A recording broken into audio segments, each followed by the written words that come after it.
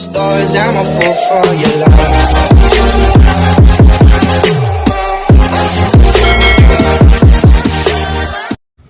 Good day mga ka-sports natin dyan. Alas Pilipinas, hataw-hataw para sa kanilang bronze medal. At sure na sure naman tayo mga ka-sports natin dyan na mananalo naman talaga ang Alas Pilipinas kontra sa mga 6-footer na Australia. Hindi ganoon talaga kalakasan ng Australia at alam naman natin na malakas ang ating Sisi Rondina at Angel Canino Eyal Laure.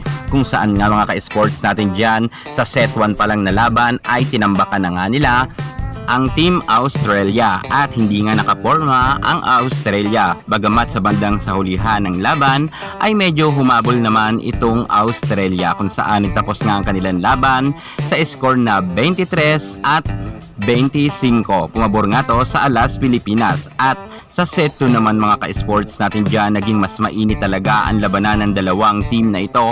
Alam naman natin na gustong gusto rin magkaroon ng bronze medal ang Australia. Medyo pinahihirapan talaga nila ang Alas Pilipinas. Ngunit pagdating nga sa second set ay hindi talaga nagpaawat dito si Angel Canino at si Sisi Rondina at nilabas na nga nila ang kanilang tunay na laro at ang tapang. Marami nga nagsasabi na kahapon daw ay medyo minalas lang sila sa Kazakhstan kung kaya natalo sila sa loob ng 3 set. Pero pagdating naman sa Team Australia ay kayang-kaya talaga nilang pataubin sa loob lamang ng 3 set rin. Dahil alam natin na mas gusto talaga magkaroon ng podium finish ang ating Alas Pilipinas sa pangunguna nga ng ating G Amazing at ni Coach Sosa de Brito. Maganda ngayon ang galawan sa loob ng court ni Eyal Laure, Sisi Rondina at hindi nga si Sisi mablock-block nga ng Australia. Kahit matangkad ang Australia ay madalas nga tong malusutan ng mga quick attack ni Fifi Sharma at ni Gagate. Mukhang masaya ngayon ang ngiti ng ating Coach Sosa de Brito sapagkat tuloy-tuloy nga ang magandang nilalaro ng kanyang team dahil hindi na talaga magpapaawat ang Alas Pilipinas. Ayaw man ng mga bashers at mga kritiko ng ating Coach de Brito na magkaroon nga sila ng bronze medalist ngayong conference sa ABC Challenge Cup 2024. Ngunit mabibigo ang mga kritiko ni de Brito dahil nga kayang-kaya talagang pataubin ang mga batang-bata pa na Australian dahil ang mga edad nito ay 17 pa lamang, halos kaedadan rin ni Angel Canino. At eto na nga, Sisi Rondina, inilabas niya na ang kanyang tunay na tapang pagdating sa loob ng court. Nag-aangas na nga rin itong si Sisi Rondina kasama ni Angel Canino at ni Eyal Laure. At hindi na nga dito nakakaporma ang Team Australia. Grabe, kahit sobrang tatangkad nila ay medyo pechay nga ang inaabot nila pagdating sa Alas Pilipinas.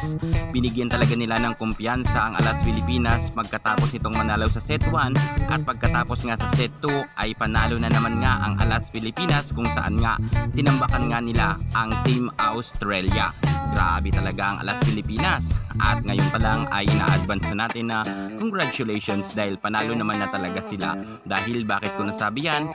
Pagdating nga sa bakbakan nila sa third set, dito na talaga naganap ang pinakamatindi at pinakamaangas nga na Alas Pilipinas sapagkat hindi na talaga dito nakaporma at sa tameme na nga ang Team Australia.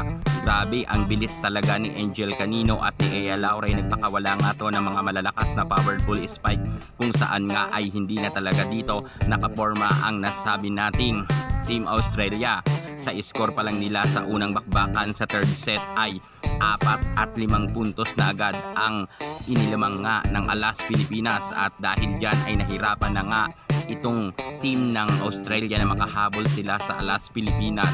Mas malakas na kasi ngayon ang lahat ng players ng Alas Pilipinas sapagkat gusto talaga nilang manalo na. At nangyari naman yan at panalo na nga sa loob lamang ng third set ang Alas Pilipinas. Grabe, si Eyal Laure at si Angel Canino talagang ayaw magpakabog sa Team Australia. Congratulations sa ating Alas Pilipinas. Panalo na nga sila sa loob lamang ng third set.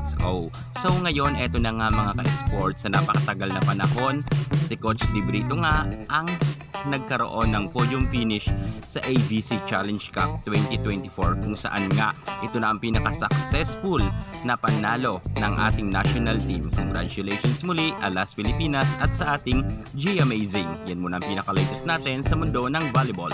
Thank you so much. God bless.